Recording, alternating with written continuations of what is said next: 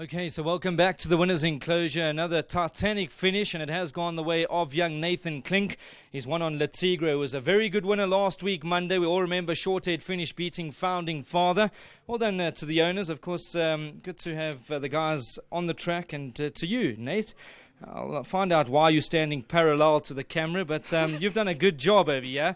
To get up Shorthead against Marco, never easy. Yeah, today he came out positive. I did just have to get him into it, just to chase him a little bit, to get him into the race. And, he traveled nicely all the way. As soon as horses started to join him, he picked up the bit and just went all the way with it. He's obviously a horse that's got a lot of heart, Nate, because Marco went past you with a double handful. I thought for all the money in the world that was going to win comfortably, but this horse didn't lie down. Marco went past me, and he actually Marco went past me, and he fought on gamely, to the finish line. And the first time when I won him, I always thought that he will be a nice hand horse today.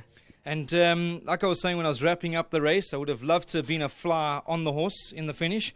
What was being exchanged between you and Marco? Were you guys negotiating who got up? Yeah, that's what happened. We asked each other who got up. We were still unsure, and after the finish line, Marco told me that I got up. So just a big thanks to Mr. Zitz and the whole team for all the support. Super stuff. Well played over here, Nate. Thank you. Lovely. Well done. Well done to have Mr. Klink in the winners' enclosure. Well done to you. I know that last week you gave us all the confidence in the world with Le Tigre, and today you were super bullish as well, even though giving Stable Companion, 10 kilos, but a good win. Yeah, if you have a class horse, kilos doesn't matter, draw doesn't matter, he will fight till the finish. And he's given you a lot of joy. I know that you probably haven't had to pay stable fees now for months on end. No, he's a class horse on the sand as well. He has now 8 runs on the sand. 4 wins, 1 second and 2 thirds, and 5th as well, I think. But if you can't beat class. Well done to Nathan, thank you very much. He's always there for us, always trying his heart out.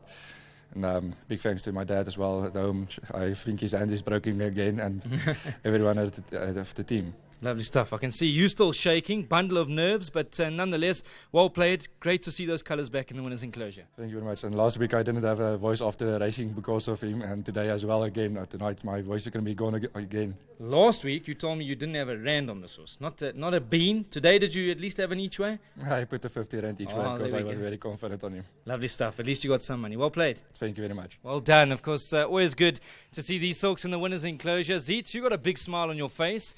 Obviously, earlier on when we spoke about the race, there was not much in it between Dylan's World and this horse on weight terms, but had it been level weights, you would have said, put the money, boys, on this one. He's a class horse, Le Tigre. He's a bleeder. It's no getting around that. He's a bleeder.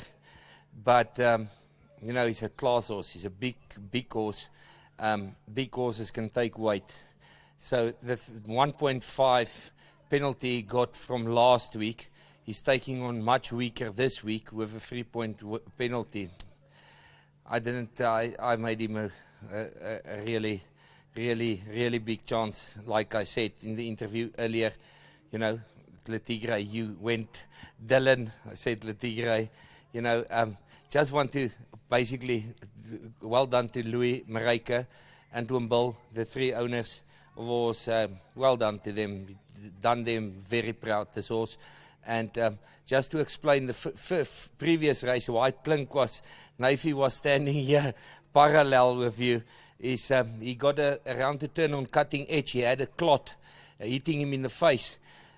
So he didn't want to look in the camera, but he have a very swollen blue eye, so he couldn't see. So cutting edge, when he came back, I had to explain to him he ran second. So the guys that fought, maybe think he was sitting too long on the horse. He couldn't see, and he didn't even know he ran second on him. So, yes, we were very confident of him. We can't project something like that happening. So, sorry for the guys putting the money down on cutting edge and ran second. But great run here with Le Tigre to win.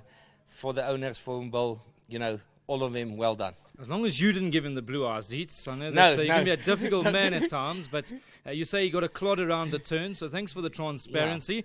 Doesn't say much for the rest of them. He's riding one eye here. Yeah, no, well, he's a soldier. With riding for this stable, you know, you need to man up.